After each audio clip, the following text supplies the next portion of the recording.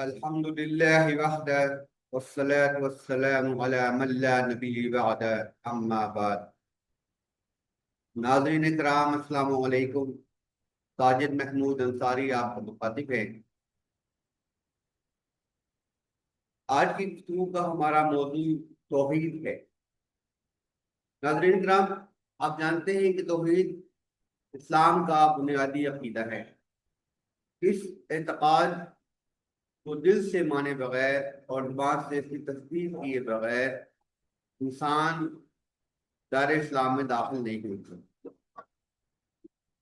توحید کیا ہے اور اس کی کون سی اقسام ہیں، اس کے بارے میں آج ہم گفتگو کریں گے۔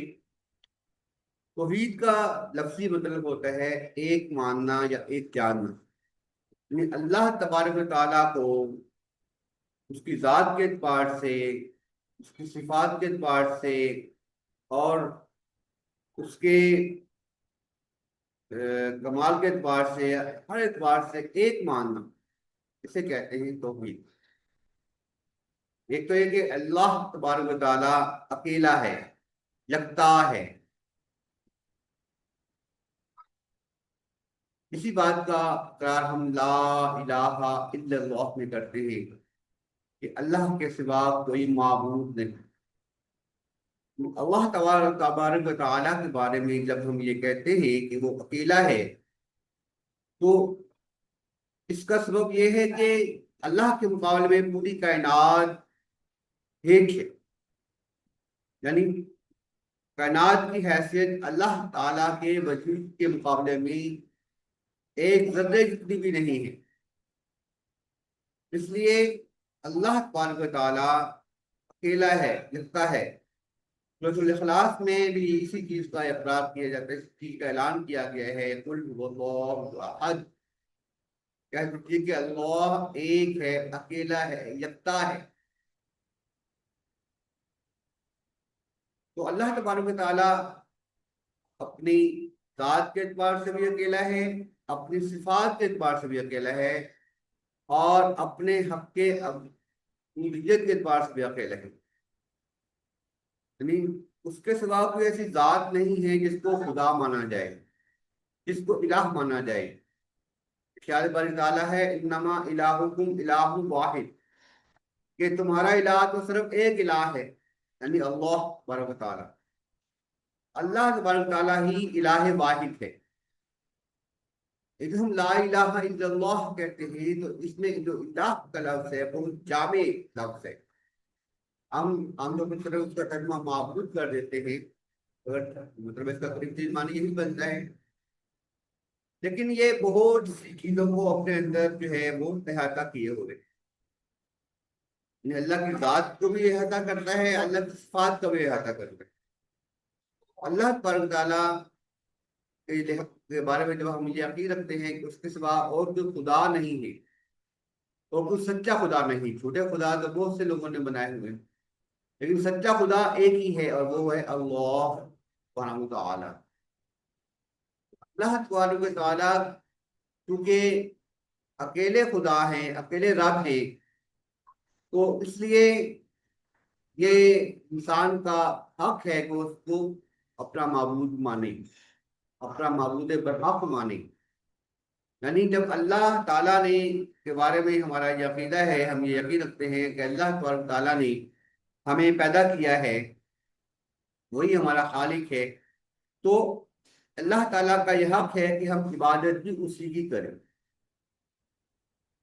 جب اللہ نے ہمیں پیدا کیا ہے، اس کے سوا کسی نے ہمیں کوئی چیز عطا نہیں کی، ہر چیز ہر نعمت اسی نے عطا کی ہے، تو شکر کے طور پر ہم پر واجب ہے کہ ہم عبادت بھی اللہ تبارک و تعالیٰ کی کریں، صرف اللہ کی عبادت کریں۔ تو یہ بھی مطلب ہے کہ اللہ کے سوا کوئی ہستی عبادت کے لائق نہیں ہے، اللہ کے سوا کوئی ہستی عبادت کے لائق نہیں ہے، صرف اللہ ہی عبادت کے لائق۔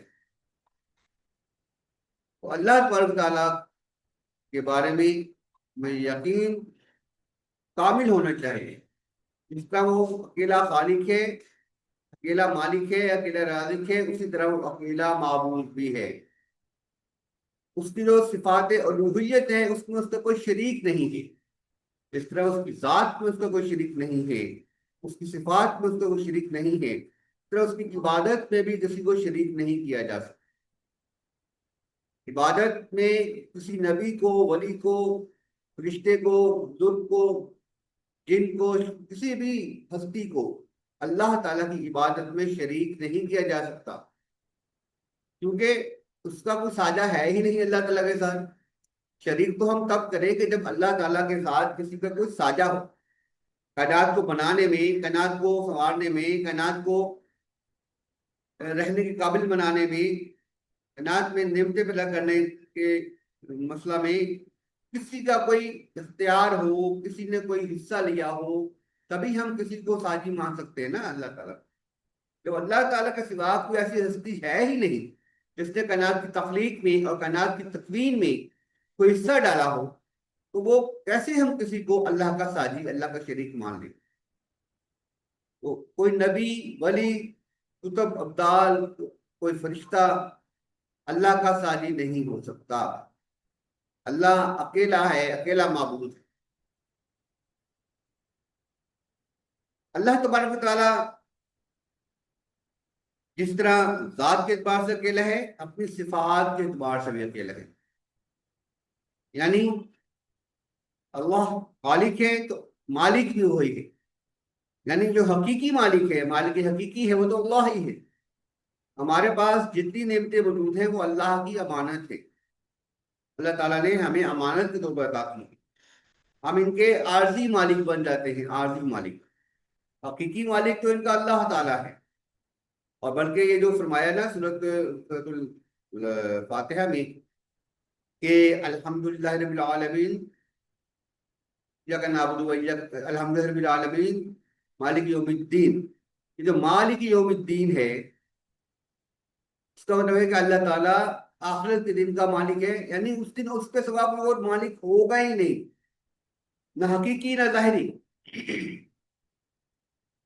قیامت کے روز اللہ کے سوا کوئی حقیقی مالک نہ ظاہری طور پر ہوگا نہ حقیقی طور پر ہوگا۔ اللہ تعالیٰ اس نے فرمائیں گے لمن الملک اليوم، کون ہے آج مالک، کون ہے آج بادشاہ، کس کے ہاتھ میں ملکیت ہے، کون مالک ہے آج؟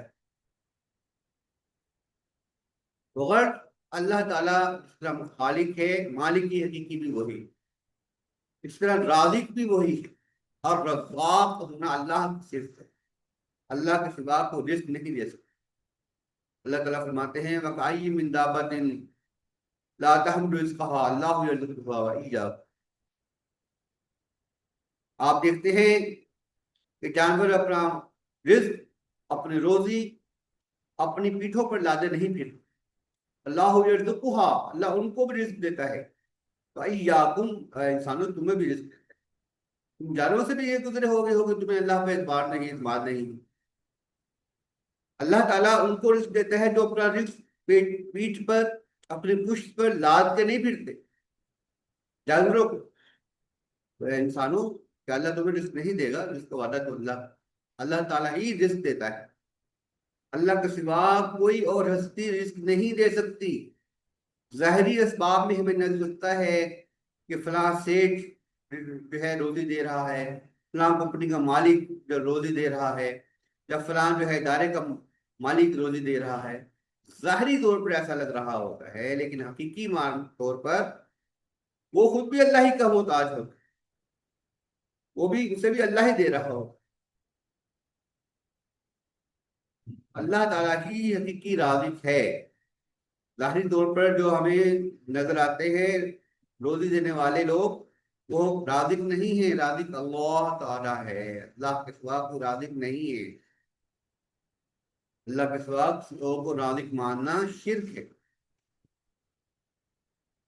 اس طرح اللہ تعالیٰ جب کے بارے میں ہم نے یہ عقیدہ رکھتے ہیں، ہم بنیادی عقیدہ ہے کہ اللہ تعالیٰ ہی خالق کائنات، تو اس کا لازمی تقاضا ہے کہ ہم اب اولاد کا تقاضا بھی اللہ تعالیٰ سے کریں۔ اللہ تعالیٰ ہی اولاد دینے والا ہے، اس کے سوا کوئی ہستی اولاد نہیں دے سکتی۔ اللہ ہی بیٹے بیٹیاں دیتا ہے یا اللہ ہی بانجھ رکھتا ہے. تو اللہ تعالیٰ نے قرآن میں واضح طور پر بیان کر دیا ہے کہ اللہ تعالیٰ جسے چاہتا ہے بیٹے دیتا ہے، جسے چاہتا ہے بیٹے دیتا ہے. یہاں وہ لمشاء اناث ویہب لمشاء ذکور او یزوجہم ذکرانا و اناثا ویجعل من یشاء عقیما. کہ ہم جسے چاہتے ہیں، میں جسے چاہتا ہوں، وہ جسے چاہتا ہے بیٹے دیتا ہے، جسے چاہتا ہے بیٹیاں دیتا ہے، جسے چاہتا ہے دونوں بیٹے اور بیٹیاں دونوں دیتا ہے، اور جسے چاہتا ہے بانجھ رکھتا ہے. اللہ تعالیٰ ہر چیز پر قادر ہے، ہر چیز کو جانتا ہے. تو اللہ تبارک تعالیٰ خالق بھی ہے، مالک بھی ہے، رازق بھی ہے. اور اللہ تبارک تعالیٰ ہی غیبی مدد کر سکتا ہے. اللہ کے سوا کوئی ہستی غیبی مدد نہیں کر سکتی. میں ظاہری مدد کی بات نہیں کر رہا. مگر اسباب کے دائرے میں رہ کے ہم ایک دوسرے سے جو ہیلپ لیتے ہیں کاموں کے معاملات میں، کاموں کو مکمل کرنے میں، تو ہم ایک دوسرے سے مدد لیتے ہیں، یہ جائز ہے. یہ اس کا تعلق کوئی عقیدے سے نہیں ہے، اس کا تعلق توحید سے نہیں ہے. اس کا تعلق جو ہے جو غیبی مدد ہے اس کا تعلق توحید سے. یعنی ایک ہستی جہاں موجود نہیں ہے میں اس سے مدد مانگوں، یا ایک ہستی فوت ہو چکی ہے، دنیا سے تشریف لے جا چکی ہے، میں اس سے مدد مانگوں، تو یہ شرک ہے. اللہ تعالیٰ کے سوا کسی اور سے غیبی مدد مانگنا شرک ہے. ہم سورۃ الفاتحہ میں ہر نماز میں اللہ تعالیٰ سے وعدہ بھی کرتے ہیں اور اقرار بھی کرتے ہیں ایاک نعبد و ایاک نستعین. یا اللہ ہم صرف تیری ہی عبادت کرتے ہیں، و ایاک نستعین، اور صرف تجھ ہی سے مدد چاہتے ہیں. مدد ہم خود سے طلب کرتے ہیں، تیرے سوا کسی اور سے مدد نہیں مانگتے. یہاں پر غیبی مدد مانگنے مراد ہے، ظاہری مدد مانگنا مراد نہیں. تو اللہ تبارک و تعالیٰ جس طرح خالق ہے، مالک ہے، رازق ہے، اسی طرح معین حقیقی بھی وہی ہے، حقیقی مددگار وہی ہے. اللہ تعالیٰ نے قرآن میں بہت سے مقامات پر واضح کر کے فرما دیے ہے کہ اللہ تعالیٰ جب کسی شخص کو تکلیف دیتا ہے تو اللہ تعالیٰ ہی اس کو نکال سکتا ہے اس تکلیف سے. اللہ کے سوا اس تکلیف سے دور نہیں، اس تکلیف کو دور نہیں کر سکتا. اس اعتبار سے حقیقی مشکل کشا بھی اللہ تعالیٰ ہے. اللہ تعالیٰ کے سوا کوئی مشکل کشا نہیں، اللہ تعالیٰ ہی مشکل حل کرنے والا ہے. اللہ تبارک تعالیٰ نے ہر نبی کی مدد کی، ہر نبی کی مشکل دور کی. دیکھیے انبیاء علیہ السلام کا جو اسوہ ہے ہمارے سامنے، ان کی سیرت کا مطالعہ کریں انبیاء علیہ السلام کی، تو ان کو جب بھی مدد کی ضرورت پڑی انہوں نے صرف اور صرف اللہ تعالیٰ کو پکارا. جب بھی ان کو مدد کی ضرورت پڑی انہوں نے صرف اور صرف اللہ تعالیٰ کو پکارا. اللہ کے سوا کسی اور کو نہیں پکارا مدد کے لیے، غیبی مدد کے لیے. معاملہ یہاں تک ہے مدد کو مانگنے کا کہ صحابہ کرام رضی اللہ تعالیٰ عنہم کی توحید اتنی پختہ ہو چکی تھی کہ نبی صلی اللہ علیہ وسلم کی جو تعلیم ہے کہ نبی صلی اللہ علیہ وسلم نے فرمایا تھا، ابن عباس علیہ السلام سے روایت ہے کہ اذا استعنت فاستعن باللہ، کہ تمہیں جب بھی مدد کی ضرورت ہو تو اللہ سے مدد مانگو. حالانکہ یہاں پر غیبی مدد کی بات ہو رہی ہے، اس حدیث میں تو غیبی مدد کی بات ہو رہی ہے، لیکن صحابہ کرام رضی اللہ تعالیٰ عنہم اس حد تک مطلب ہے اس پر عمل کرتے تھے کہ اگر ایک صحابی گھوڑے پر سوار ہے اور ان کا گھوڑا ہاتھ سے چھوٹ کر زمین پہ گر گیا ہے تو وہ کسی اور سے کھا کر دینے کو نہیں کہتے تھے، خود گھوڑے سے اتر کر گھوڑا اٹھاتے. یہ اتنا حد جو ہے صحابہ کرام کا یقین پختہ ہو چکا تھا توحید پر. اور توحید اسلام کا بنیادی عقیدہ ہے، اور اس کا جو مقابل ہے، اس کا ضد ہے وہ شرک. اللہ تعالیٰ نے فرمایا ان اللہ لا یغفر ان یشرک بہ ویغفر ما دون ذلک لمن یشاء. وَمَن يُشْرِكْ بِاللَّهِ فَقَدْ ضَلَّ ضَلَالًا مُبِينًا، کہ بے شک اللہ تعالیٰ شرک معاف نہیں کرتا، شرک کا جرم معاف نہیں کرتا، اس کے علاوہ جو گناہ چاہتا ہے، جس کا چاہتا ہے معاف کر دیتا ہے، جس کا نہیں چاہتا نہیں معاف کرتا،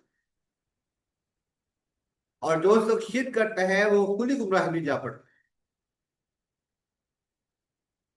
اور سورہ مائدہ میں اللہ تعالیٰ نے آیت نمبر 72 میں فرمایا ہے کہ انہو من یشرک باللہ فقد حرم اللہ علیہ الجنہ ومأواہ النار وما للظالمین من انصار، کہ بے شک جس نے شرک کیا، ذرہ بھر بھی شرک کیا، اس کے تمام اعمال ضائع ہو گئے، اس پر اللہ تعالیٰ نے جنت کو حرام کر دیا۔ انہو من یشرک باللہ قد حرم اللہ علیہ الجنہ، کہ جو سب شخص اللہ کے ساتھ کسی کو شریک ٹھہراتا ہے، اللہ تعالیٰ اس پر جنت کو حرام کر دیتا ہے، مأواہ النار، اور اس کا اپنی ٹھکانہ جہنم بنا دیتا ہے، وما للظالمین من انصار، ایسے ظالموں کا کوئی مددگار نہیں ہوتا، یعنی کوئی سفارش بھی نہیں کرے گا ایسے لوگوں کی۔ ہمارا ایمان ہے کہ رسول اکرم صلی اللہ علیہ وسلم اور صالحین اولیاء اللہ جو ہیں وہ گناہگاروں کی بخشش کے لیے سفارش فرمائیں گے، شفاعت کریں گے، بے شک شفاعت ہم پر ہمارا ایمان ہے، لیکن جو شرک کرے گا اس کو شفاعت کے حق سے بھی محروم کر دیا جائے گا۔ جو شخص اللہ کے ساتھ شرک کرے گا اس کی شفاعت بھی نہیں ہوگی قبول، بلکہ نبی صلی اللہ علیہ وسلم اولیاء اللہ اس کی شفاعت کریں گے بھی نہیں، کوئی سفارش نہیں کریں گے اللہ کے حضور، اسی لیے فرمایا کہ ان کے لیے کوئی مددگار نہیں ہوگا، یعنی ان کا کوئی سفارشی بھی نہیں ہوگی۔ یہ شرک ایسی کبیر چیز ہے، ایسا خطرناک جرم ہے کہ اس کی وجہ سے سارے اعمال ضائع ہو جاتے ہیں، نیک اعمال بھی ضائع ہو جاتے ہیں۔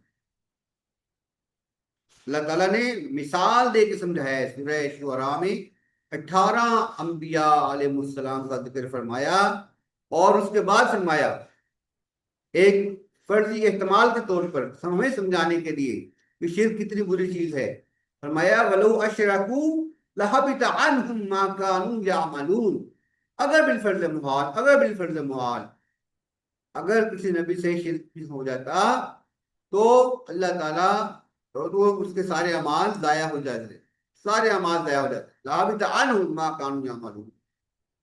ایک نبی سے زیادہ کسی کے اعمال عظیم ہو سکتے ہیں؟ ہمارے میرے آپ کے اعمال کی کیا حیثیت؟ ٹوٹے پھوٹے اعمال ہیں، تو پتہ نہیں قبول بھی ہوتے کہ نہیں۔ وہ جو اعمال مقبول اعمال ہیں انبیاء کے، اللہ تعالیٰ فرماتے ہیں اگر بالفرض محال انبیاء شرک کر بیٹھتے تو ان کے سارے اعمال غارت ہو جاتے، ضائع ہو جاتے۔ یہ تو انبیاء کو عمومی طور پر فرمایا، رسول اکرم صلی اللہ علیہ وسلم کو خاص طور پر مخاطب کر کے فرمایا لو اشرکت لحابط، لو اشرکت، اگر آپ نے شرک کیا تو آپ کے مال بھی ضائع ہو جائیں گے۔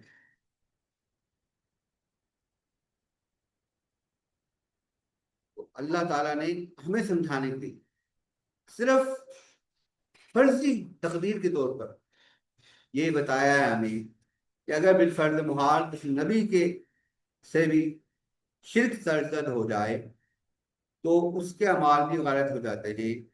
تو اے اللہ کے بندو، ہمارے اعمال کی کیا حیثیت ہے؟ ہمارے اگر شرک کی وجہ سے کیسے اعمال بچ سکتے ہیں؟ تو شرک سے بچنا پہلی ترجیح ہونی چاہیے، ہر حال میں شرک سے بچنے کی پہلی ترجیح ہونی چاہیے۔ اللہ تعالیٰ ہمیں فہم سلیم عطا فرمائے، دین کو سمجھنے کی توفیق عطا فرمائے، اور کہ نبی صلی اللہ علیہ وسلم کی سنتوں پر عمل کرنے کی توفیق عطا فرمائے۔ آمین یا رب العالمین۔ الصلاۃ والسلام علی سید المرسلین على علي وعلى محمد. أقول لكم هذا أستغفر الله لي ولكم ولسائر المسلمين.